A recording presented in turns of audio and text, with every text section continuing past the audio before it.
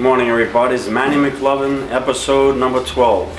How's everybody doing today? Hopefully rising and shining, getting ready to go to work and meet your brand new work day. Or if it's nighttime, getting ready for your delicious sleep with your partner. Now we're here with the Spitzer thing, the governor from New York.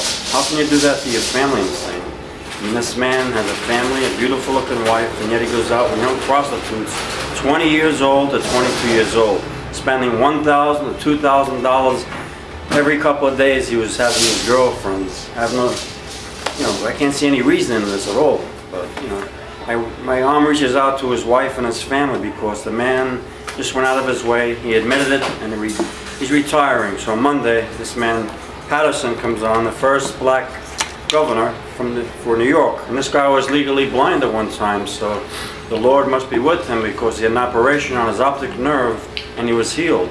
So we wish a good luck to Mr. Patterson. So on the other hand, we have oil is higher than ever, $120 a barrel. Do you believe this, ladies and gentlemen? This is the biggest problem of our economy, is the gas. The family men can't take their kids out and go for a ride no more to the zoo. They can't go out for a ride because the gas is like average $3.25 for regular gas over the United States and $4 a gallon for high test. Now how can you possibly go out and take your kids out for a ride when you're hurting already? Look at the milk prices, $4 a gallon almost. It's going to the limit. And this is a thing, ladies and gentlemen. Our own American people are getting kicked out of the house for foreclosures because the mortgages are going sky high. They can't afford them. That's why when I had my house, I had a fixed rate. They couldn't change my mortgage. So for all you people out there, if you plan on buying a house, whatever the percentage is, I'd buy a fixed rate. At least you know what you're paying, and it's never going to stop changing. As far as the stock markets are going high and low, so watch out, you stock players out there. All right, you might hit the big one, small, just know when to cop out and when not to. And on the other hand, we have over here, we have the minimum wage should be at least $10 an hour because $7.15 isn't going to get you nowhere. A man with a family of, 4 children and his wife and himself, how can you make it making $300 a week? Come on, let's face it. The rents are going sky high. You know how many people have lost their jobs in New York because they can't afford the gas? Now the tolls went up to $8 an hour. You know how many people are just copping out their jobs? The unemployment rate is sky high. You call this a depression? I do. So let's get Hillary in there, or Obama, or one of them. We have to make a big change, ladies and gentlemen. You know what I'm trying to say? It has to happen very fast.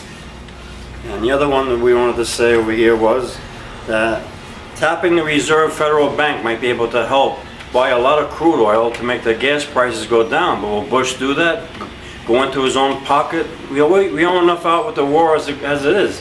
Why don't we spend some on oil and buy large quantities of it so the gas prices will go down, people will go out shopping, truck drivers will have the helpers back again because they're getting laid off because the gas prices are too high. They can't afford a truck helper.